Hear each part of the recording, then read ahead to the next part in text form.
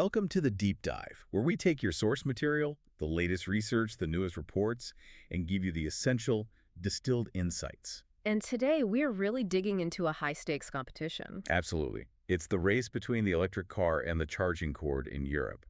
We're looking at some fresh reports for 2024 and 2025 on the state of EV charging infrastructure. And the headline is a big one. It is. Europe just hit a major milestone, officially crossing the threshold of 1 million public charge points. Which is huge. And the total charging capacity jumped an incredible 49% last year. That really shows a focus on getting faster chargers out there. But, and this is the central tension we need to address, is this growth actually fast enough? It is the critical question. I mean, we can celebrate that million mark. You have to look at the other side of the coin. Which is? The adoption curve. This huge infrastructure jump happened while the growth rate of EV sales actually stagnated a bit. Stagnated how? Well, it dropped from a 67% increase in 2023 to about a 35% increase in 2024. So the car sales growth is slowing while charger growth is accelerating.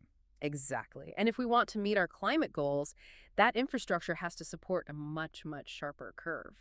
So that's the conflict we're diving into. The growth versus the sheer necessity. Okay, let's unpack that necessity. What are the actual numbers we need to hit? Well, you have two very different goalposts. The first one being the official target from the European Commission. Right. They're calling for 3.5 million public charging points by 2030. Which, on its face, sounds like a pretty big number. It does, but then you look at what the industry is projecting. We're looking at a source from ACEA, the European Automobile Manufacturers Association. And their estimate is different. Yeah, significantly higher. They're saying the actual demand for 2030 is closer to 8.8 million chargers.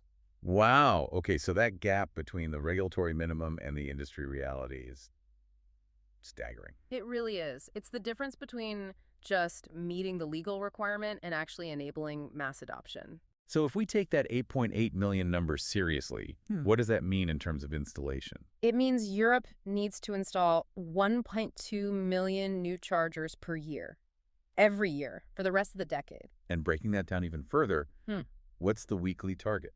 You're looking at 22,438 new charge points every single week. Okay, are we anywhere near that right now? Unfortunately, no, not even close. The source material shows that in 2024, the region averaged about 18,250 installs per week. So a shortfall of about 4,000 installs a week. Which adds up. You're looking at an annual shortfall of about 250,000 chargers just to stay on track for that 8.8 million target. So is that just a money problem? Or are there other hurdles slowing things down? It's a combination, but a lot of it is just historical underinvestment. We're playing catch up. How so? Well, if you look at the bigger picture, the cars have been winning this race for a while. Right. Between 2017 and 2023, electric car sales grew over 18 times. 18 times. But the number of public chargers only grew sixfold. So BV sales have outpaced charger growth by more than 3 to 1. Exactly. The system is trying to erase an existing deficit while also building for the future. It's a huge challenge. That's a great insight. Before we get into where these chargers are or aren't, let's touch on the outliers in EV adoption. Sure. I mean, Norway is still just in a league of its own. An astonishing 78% BV share in new sales. But the real acceleration champion last year, in terms of pure percentage growth, Came from Bulgaria. yeah, BV numbers there surged by 244%. Which is amazing. It shows that in some of these smaller markets, when the conditions are right, this transition can happen incredibly fast. And that leads us perfectly to the next big challenge, the geography, the concentration problem. Right. It's not just about how many plugs there are, it's where they are. And the numbers here are pretty stark. Just 3 countries, the Netherlands, France, and Germany.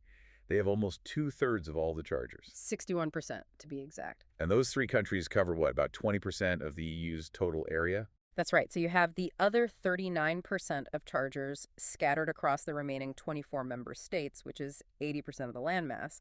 The distribution is, well, it's incredibly unbalanced. Creating these huge infrastructure deserts. Absolutely. And you see this in the density leaderboard too, right? Chargers per 1,000 electric cars. Yeah, the Netherlands is way out in front with about 308 chargers for every 1,000 BEVs. Followed by Belgium, then Spain, then Italy. Right. So what this means is that your experience as an EV driver in, say, Amsterdam is just radically different from a road trip through Eastern Europe. The range anxiety isn't about your car's battery. No, it's about the map. It's about crossing those deserts. So how does that affect what drivers actually want and do? It's a great question. It's really a psychological barrier. And a GridX survey showed that for daily charging, people just want convenience at home, low cost, and reliability. Pretty simple. But on the road, using a public charger. It's all about speed. Speed takes absolute precedence. And they're planning around the lack of it. The sources say 70% of drivers plan their charging stops before they even start a long trip. They're doing the homework the infrastructure should be doing for them. And they're not just planning the route, but the cost too. Exactly.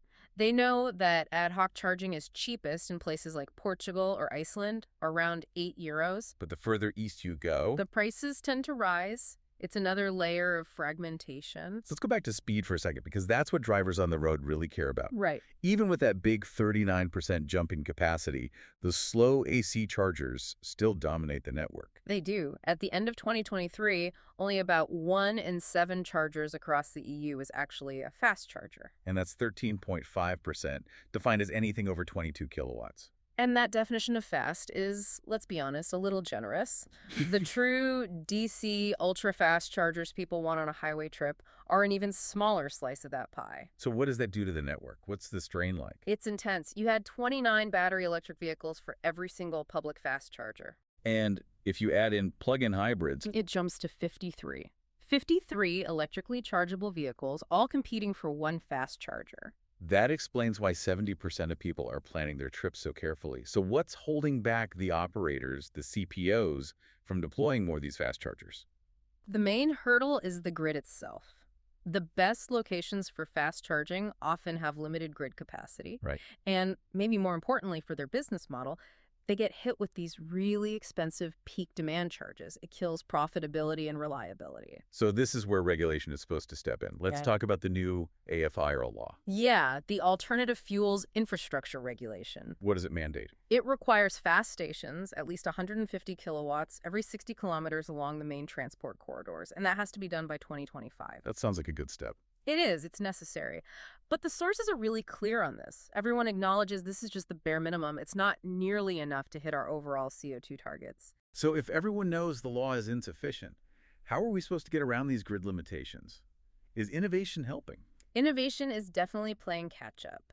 And what's really fascinating is how home solar is becoming this gateway to smarter energy use. How so? Well, a survey found that EV owners who also have solar panels are way more likely to adopt energy management tools.